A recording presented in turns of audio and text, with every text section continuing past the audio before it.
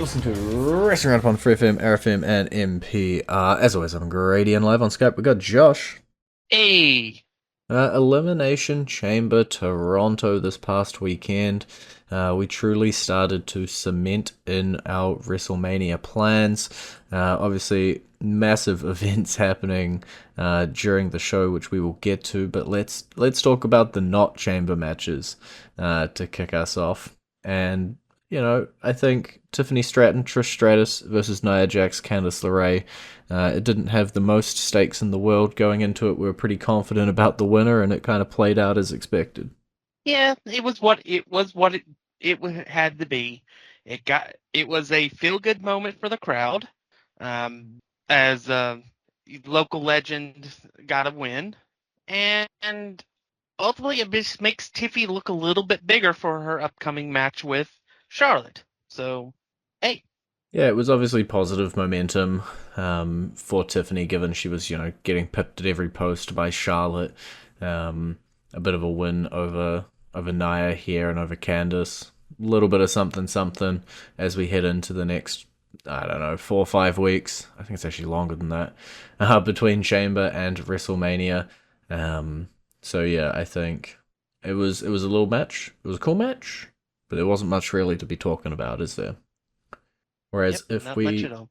jump ahead and we talk about Kevin Owens, Sami Zayn, their unsanctioned match, going almost 30 minutes, and then the events after the match with Randy Orton returning, quite a bit to talk about on that one. Yeah, it was a brutal match, to be quite frank. They pretty much they brought everything they had. Ultimately, once again, our ultimate good guy uh, failed to win here.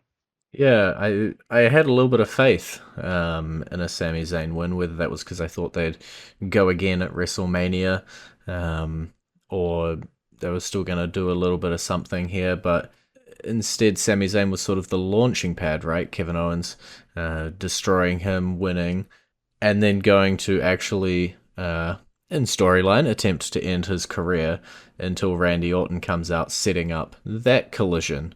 Instead of another Owens Zayn collision, said we're going to get Owens Orton. Yeah, it makes sense with Orton being put out of action several months ago. That if you're not going to do Cody versus Randy at WrestleMania, then the logical option is Randy Orton versus Kevin Owens for revenge for that package power driver. And he tried to use the punt kick, another move that is technically illegal.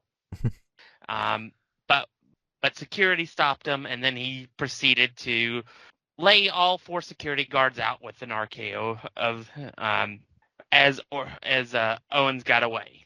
So that is definitely where we're going for WrestleMania. Yeah, the only question I have is where does that leave Sami Zayn? Obviously, he didn't cop the package pile driver onto the exposed concrete as Kevin Owens was attempting, but he's still pretty beat up. I think I heard on Raw. He's out indefinitely, quote unquote. Similarly to Roman Reigns, which I'm sure we'll talk about in a little bit. But where do you see his position as we head into WrestleMania? With WrestleMania being a fair distance away, um, where do you think, I guess, he's going to slot? Is he still going to be dealing with the Kevin Owens, Randy Orton stuff, or is he going to peel off and maybe head into something else? It's hard to say, really. I kind of feel like for the time being, he's basically on the back burner. Hmm. Um, I could easily see him working in the multi-man match that we've been pitching for a while. Um, and honestly, nothing will surprise me on that. I just don't see him in a high-profile match, to be honest. And I think that's kind of sad, but maybe might be what's needed. Because honestly, I think he's in the same position as another man we'll talk about later. And I think he needs a position, and he definitely needs a change. I I I, I think the theme song for Owen Hart said it best. I think is enough, and I think it's time for a change for Sami Zayn. Yeah, that's fair enough. I think you're right. These sort of high-profile matches have started to close in, right? You got the World Championships, you got the Women's World Championships as well. You got, who's gonna face John Cena in his last match. You got a couple of other sort of high profiles. The Randy match with his return. Things are starting to fall into place, and if you're not in one of those top spots, you're either gonna be chomping at the bit to end up in what ends up on the WrestleMania card, or what feuds do end up there. Um, or maybe you end up in a multi-man or a battle royal or whatever shakes out down the other end. But we're seeing that top of the card really start to solidify. And speaking about solidifying that top of the card, we'll talk about the Women's Elimination Chamber match first.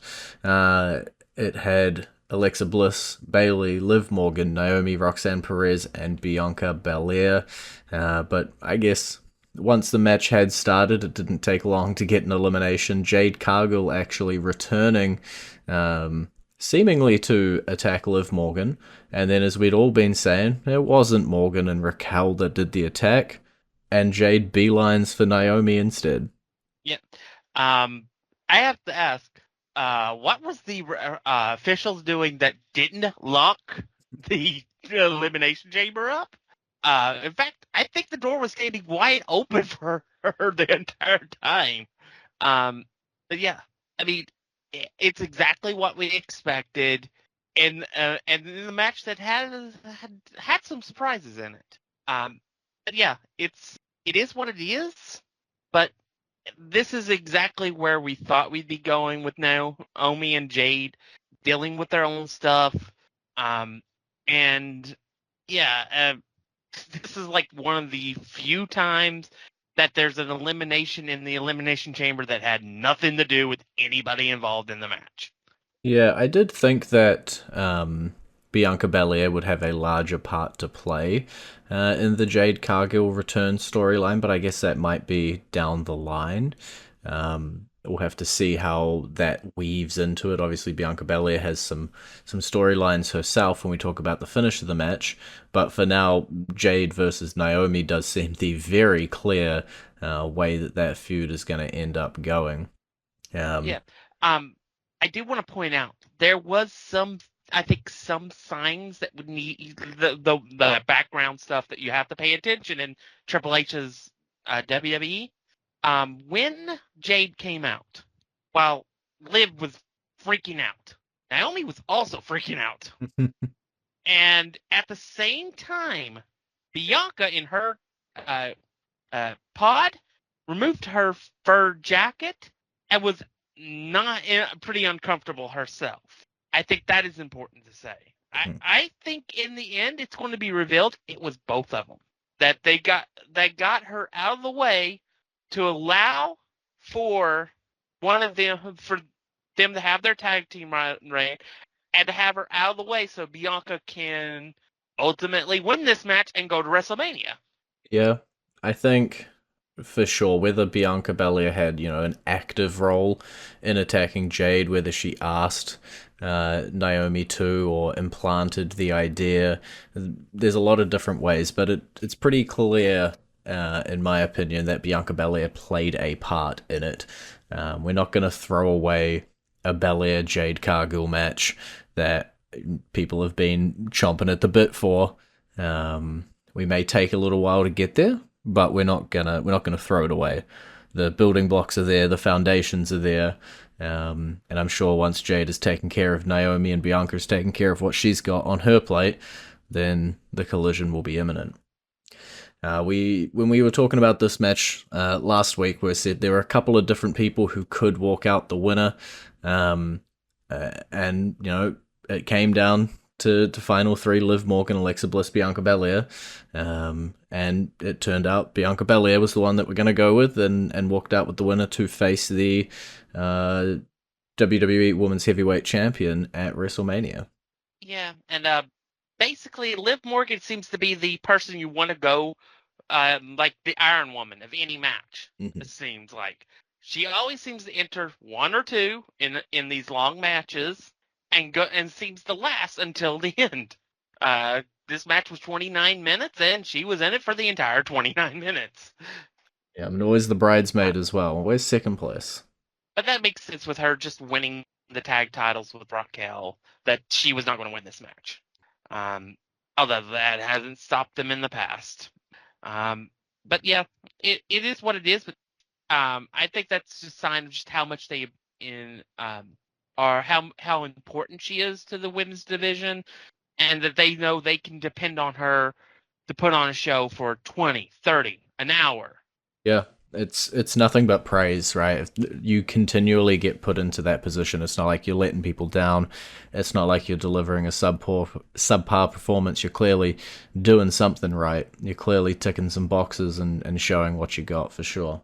Um, but then, the reason I stumbled on myself there is I was gonna say Bianca Belair won the Elimination Chamber and got to go on to face Rhea Ripley at WrestleMania, because that's kind of what we'd been talking about. One person goes against Tiffany Stratton, one person goes against Rhea Ripley. Then we get thrown a curveball on Raw as Io Sky comes out the winner of the Women's Heavyweight Championship, and for all intents and purposes, it is Bianca Belair versus Io Sky at WrestleMania. I do think that Rhea will still be involved in the match. I don't think it'll be a one-on-one, but at the moment. Yeah. I think ultimately, because of like the shoving and stuff, I think they'll work in Rhea. I wonder though if Bianca's winning that match at WrestleMania as part of the build towards her and Jade Cargill, because I wonder if that's their plan. Yeah, it's definitely possible. I think Sky winning the title here is a great way to give her some flowers. She's amazing talent, and give her the championship here. Little 6-week run. But then if I do look at what I expect to happen, which is going to be a triple threat match between Rhea, Belair, and Sky, I think you'd be silly to put the title back on Rhea, given she has already had 2 title runs in very short recent history. Sky having the title, I wouldn't complain if Sky did continue to have the title. But as you say, Bianca Belair, Jade Cargill, that clash is still there, putting the title on Bianca. And if she does potentially pin Sky, or if there's triple threat jiggery pokery, then you still have the Bianca Belair versus Rhea Ripley one-on-one match as well in your back pocket as something that people want to see, that you still have to go. Yeah. Honestly, I think what will probably happen is Bianca wins at WrestleMania. In the process, her character starts changing, and in the middle of that, Jade goes off and starts steamrolling people, and then they do the King of the Ring tournament again with the winner getting a shot at SummerSlam again against the champion of their choosing, or the champion of their brand, depending on how they want to do it. And that's how we get set up for Bianca versus Jade. And then during that period between the King of the Ring and SummerSlam, that's when it's revealed it was Bianca all along. She was behind the whole thing. And thus, it submits her as a villain character and gets some sympathy for Jade, and as well as makes her look more badass. Which, by the way, the beatdown on Naomi was insane, and the crowd went nuts for it. It was incredible. Yeah, the people want Jade, right? Like, you can say whatever you want to say about her in-ring. You can say she's still green. I really want to see how this extra amount of training has done for Jade, but she's a star. She's a superstar. Full stop. We've seen many times throughout WWE history that you don't have to be a 10 out of 10 perfect worker in the ring to have that presence, to have the people behind you, to have the presentation that makes you a star. And, having 10 out of 10 ring skills doesn't automatically give you all those other things either. And I really want to see what sort of bright future Cargill has, because every time she's on my TV, I'm tuning in. I want to see whether that's beating up Naomi, whether that's finally getting a clash with Bianca Belair. It's the kind of person where you list out pretty much anybody on the women's roster, and you're like, I want to see Jade versus this person versus this person versus this person. And she can only really improve as well. Yeah. And eventually, Jade Cargill versus Jordan Grace. Yeah. That's an eventual match that we have to see, even if it's like a year or two down the road, as Jordan works her way through NXT and up to the main roster. But as you said, there are so many matches for Jade. And Jade has such personality and charisma and just has a way of gathering eyes to her, regardless of how you feel about her abilities. It's just, she makes people care about her. And that is the most important thing. Well, we are over halfway, and that means it is time for us to jump into our entrance theme this week. It is none other than our brand new women's champion, Io Sky.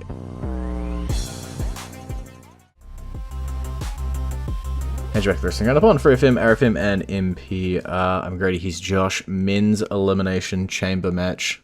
We got just over 10 minutes to talk about this one. It had CM Punk, Damian Priest, Drew McIntyre, Logan Paul, Seth Rollins, John Cena.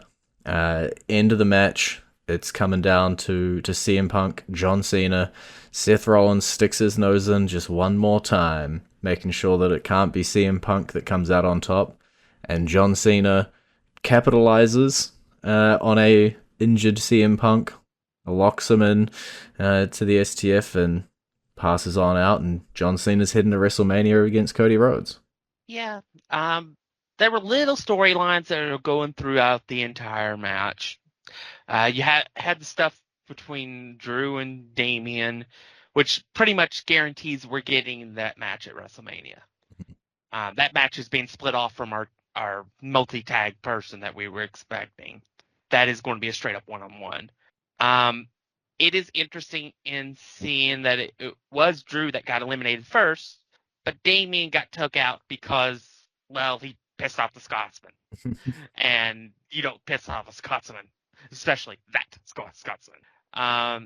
And then you had Logan Paul got eliminated pretty quickly after eliminating Damian, who basically just took advantage of the fact that Drew McIntyre just knocked out Damian Priest, which then left us with about half the match with just Seth Rollins, CM Punk, and John Cena.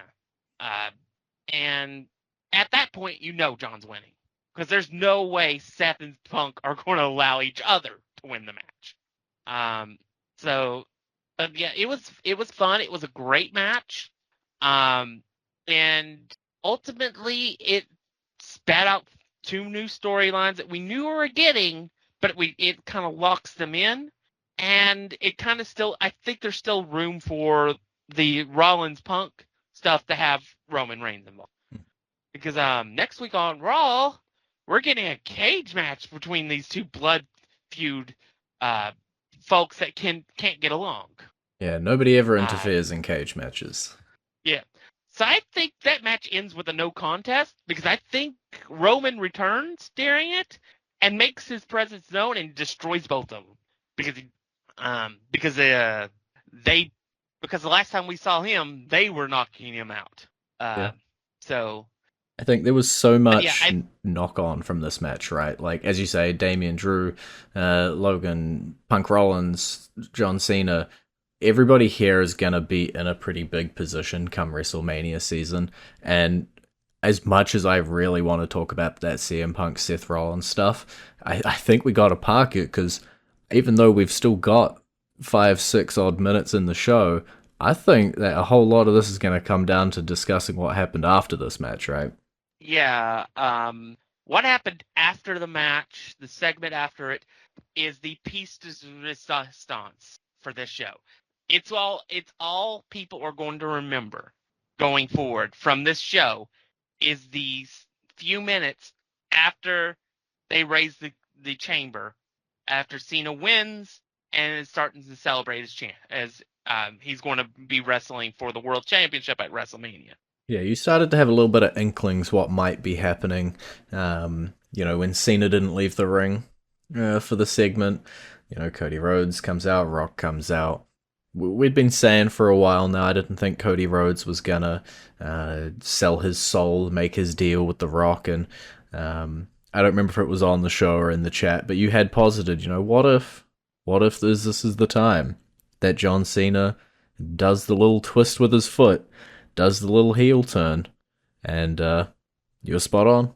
Yeah, it was on the show, and it was on the show multiple times since the Royal Rumble, because it's one of those cases where it's still a believe it when you see it situation, because it hadn't happened for 22 years, but all the signs were there.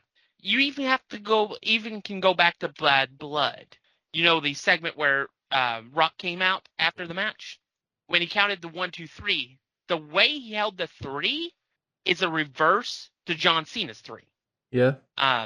And then you had the Royal Rumble stuff, which was extremely out of character for John Cena.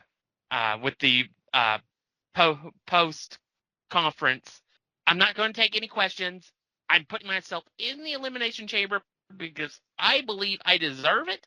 I've done everything that I was told to do for the last 22 years. I'm being selfish for a change. Extremely un-John Cena-like. And then, and you even had him still hamming it up. Like when Cody came out and told Rock to go F himself. Mm-hmm. You saw the old school 2010, 2011 John Cena reacting the way in the background to that. And then he was like, I'm gonna celebrate with you, hug you, and then he looks at the Rock, and you can see how broken John is at that point, because he just realized I've sold my soul, and Rock gives him the signal, and the next thing you know, it's Low Blow City. Yeah. And then he takes the Rolex, Dusty's Rolex, which was the item that was handed to him in that promo in April of last year that we were like, what did he hand him? What significance is that? It was that watch. And he used that to bust him open with it. And then he proceeded to take the title and bust him open even more. And then you had him and rapper Travis Scott hold Cody down so that Rock could do what Rock does best, and that's whip Cody with his belt. Been doing it for a year. Yeah. This heel turn was perfectly executed, and I don't know how long the heel turn is going to last. It may only last through WrestleMania, but it was something that I think needed to happen just to get it out of the way, because he's not going to be heel throughout the entire run to the end of the year, to his retirement match. But it does open up a lot of possibilities now, because this Cody versus John can also be looked at as a potential torch passing ceremony. Because Cody is basically what has allowed John to finally do this. Because Cody is such a big, important role in the company as the good guy of good guys. I used the phrase earlier when it was talking about Sami Zayn, but Cody Rhodes is definitely the ultimate good guy for the company. He is very much John Cena in this modern era. So it'll be interesting to see, but it could also be Cena could actually win his 17th title. And have a run with it till like SummerSlam or something, and that's when he drops the heel character. There are a lot of things that we need to see, but the road to WrestleMania got 1,000 times more interesting with that heel turn. Yeah, 100%. We're coming to time, but I will, just throw out, I've seen discourse all around the internet, like, oh, The Rock's coming back, he's inserting it, he's muddying the story. Oh, it was coincidence that he handed Cody Rhodes something. He was being a nice guy on the debut and all of this. Honestly, this road to WrestleMania, and this is going out to everybody listening to the show, this road to WrestleMania is a lot more fun if you stop caring about all that. Sit back in your seat, recline it if you can, strap in, and just enjoy the ride. You know, we didn't think we were going to get to see a John Cena heel turn. We didn't think we were going to get to see a bunch of stuff that's coming along. They've been swerving us in all the right ways, not swerving us for the sake of swerving us with stupid stuff.